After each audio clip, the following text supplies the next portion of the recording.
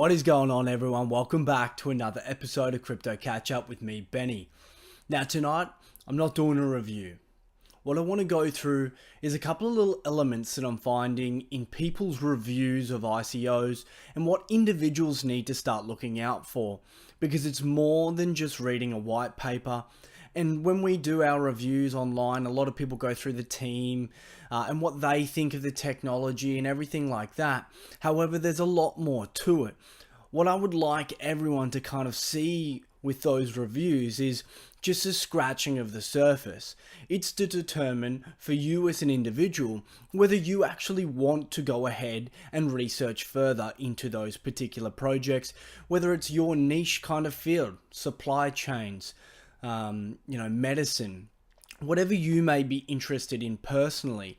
And it's all about keeping a level head. There's a lot of obviously hype out there. Everybody's trying to turn a dollar, but it doesn't make sense just to jump in because you've seen something and a couple of other people have said, that sounds good too. Because there's a lot more to the claims that a lot of these teams are making out there in the wild. So we've got a few little topics here. It's not too many, but really just a couple of things that keeps kind of nagging me that are going around that we need to talk about. So the first of all is cross-chain protocols. So Bitcoin came out, it talked within itself, and it was mind-boggling as to how we achieved the Byzantine generals problem, but also double spending. Now we're starting to see businesses come on board, or even cryptocurrency, companies try to create cross-chain protocols. And what do I mean by that if you're not tech savvy? Well, what I mean is that if Bitcoin was to talk to Litecoin, to talk to Ethereum, it needs this protocol to talk over. It's a common way for these to communicate. Now, the issue, and this is what I want to raise, that what I'm finding and what we need to keep in the back of our minds from a longer term perspective, anywhere from 12 to 24 months in my opinion, is that these teams are building very proprietary kind of cross-chain protocols. They're building in their own language possibly. They're building in not common ways to do things. So they might be creating their own APIs, application programming interfaces, but it doesn't mean they're doing it in a way that's going to be able to be used by many people. They might not be considering the implications of a number of other technology stacks along the way. And so what I want to call out here, guys, is that I know 100% that ISO, the International Standards Organization, are working on with Consensus. Now that's Consensus with a Y, not a U, which is a blockchain technology company based mainly in the Ethereum space, are working on blockchain standards. A standard to say, if we were to communicate with each other, how would we go about it?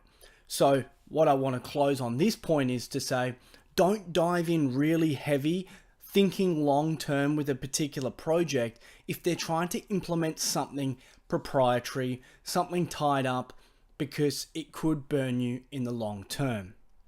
The second thing, and this is probably the biggest thing, as to what people argue about all the time, is transactions per second. So we're finding a lot of people, now we're talking a lot of people here, saying that they're going to do 1 million transactions a second. I just saw one before and it made me laugh that they're going to do 100 million transactions a second. Now, there's things that just make that simply not possible. You can say that you have the greatest consensus algorithm in the world, and there's different levels to this. So what we need to understand is that if it is a public decentralized network like Ethereum, it's much, much harder to actually achieve those kind of speeds. And as we move into the private kind of space, like a business's blockchain that they might be using individually, it's a lot easier to achieve those speeds because you actually control the consensus. Like Ripple, you only need, 1/3 of the nodes to agree on something before moving forth. However, when you're talking millions of transactions a second, we need to take back and throw away all this blockchain rubbish and go, well, what are blockchains based on? How are all these nodes around the world actually connecting? Well, they're using TCP/IP, the backbone of the internet. Now, that's fine. Well, what about the hardware? Well, if I have a particular computer, I have a router, and if I live in another country, this information not only has to be sent within the blockchain's kind of consensus algorithm, but it has to be sent across the world through your internet service providers, multiple hops across multiple layers of hardware, multiple different software from the client side, from the server side, within the hardware itself. It's all adding milliseconds to the actual time that it takes to propagate a transaction from one end to another and actually garner consensus across the board. That is just a TCP/IP layer. If you're not aware, Ethereum, for example, runs its own layer on top of that in how it discovers nodes and how it actually assigns certain properties. Now, if we do this, they actually have, this is terrible drawing, this is called the Discovery protocol here. It's based on UDP IP, and over this side here you have a TCP IP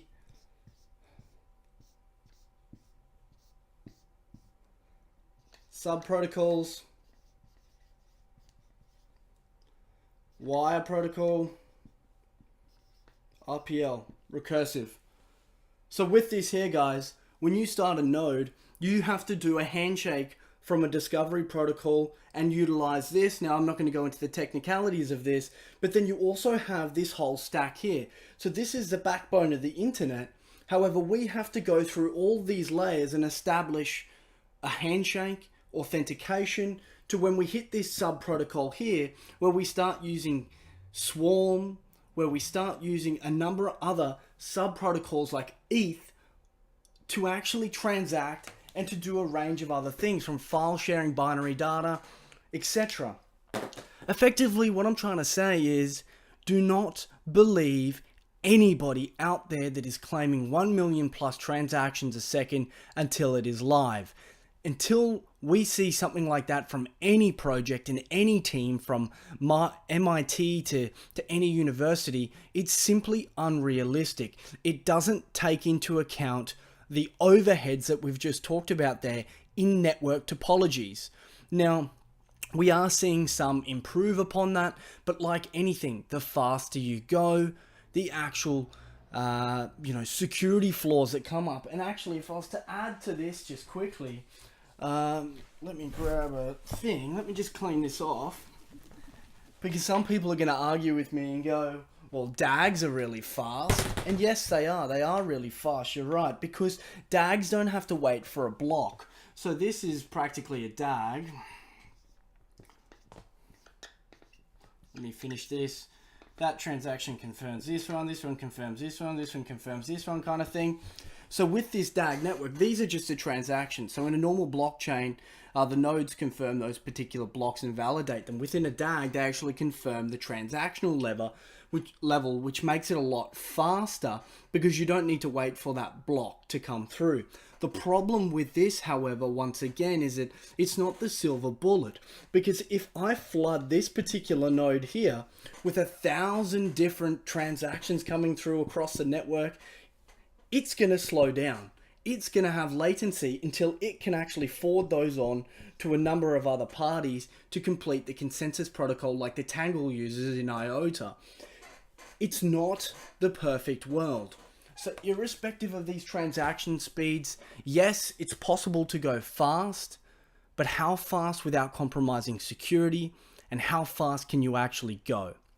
So I'll leave that with you to decide, but please guys, when you see these projects, question it every single time.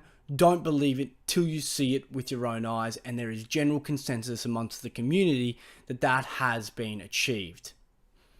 All right, the next one, advisors.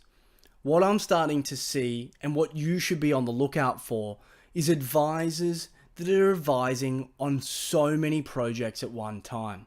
Today I was on LinkedIn. There's a gentleman that works for ICO Bench, which is a benchmarking for ICOs, hence the name.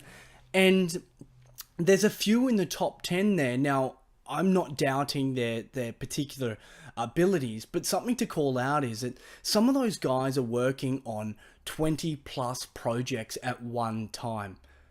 Now, I'm sorry, but that is absolutely ridiculous. If you are doing that much work, you are not providing the value to any of those organizations in a technical, in a business, in any way, shape, or form. All you are is a marketing ploy. Now, I personally have an ethical dilemma with that. I would like to see people out there actually taking responsibility for the outcomes of those projects, actually caring about what they're doing and not looking for a dollar, because unfortunately that's what this space has become, which is very sad in my opinion, because I'm not out there for that. I will call out good projects when I see it. I'm not going to jump on a bandwagon and say it's good just because Bob, Jane, or otherwise have said it's good. So look out for advisors, guys. Check their LinkedIns. If they're doing 20, 10 plus projects at any one time, you can guarantee that they are not actually providing advisory. All they're providing is hype that is unwarranted. Finally, guys, what I wanted to go through here is ASICs. Or ASIC, I should say, not ASICs. ASIC has recently published a media release, 18/1/22, yesterday, practically saying that they are coming for you. Like that Liam Neeson movie, he will find you and they will get you. And effectively what they're saying, guys, is that you as an investor individually, or if you're out there and you're building an ICO coming up, no matter how you consider your platform to be, whether it be a security or a utility or whatever you think you have created or whatever you think you are purchasing, consumer law always applies. So what I'm talking about here is that if you have done a private sale, for example, and there's an Australian company that has recently done this, and they've changed the terms of that private sale.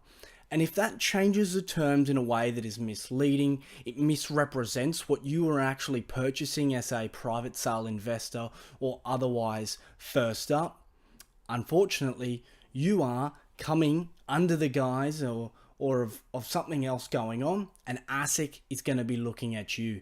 It only takes one person to make a complaint in this space, especially with the new powers that ASIC is inherited from the ACCC, before they're going to be knocking on your door.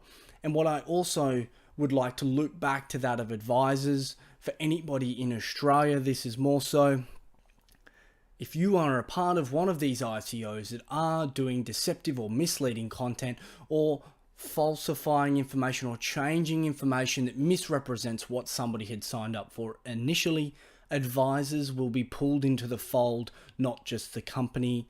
So watch out.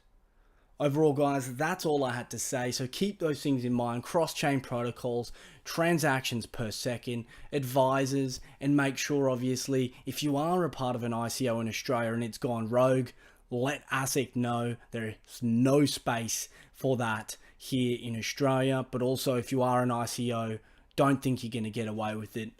Big Brother is watching. All right, guys, as always, thank you so much. You enjoy the rest of your night. Cheers.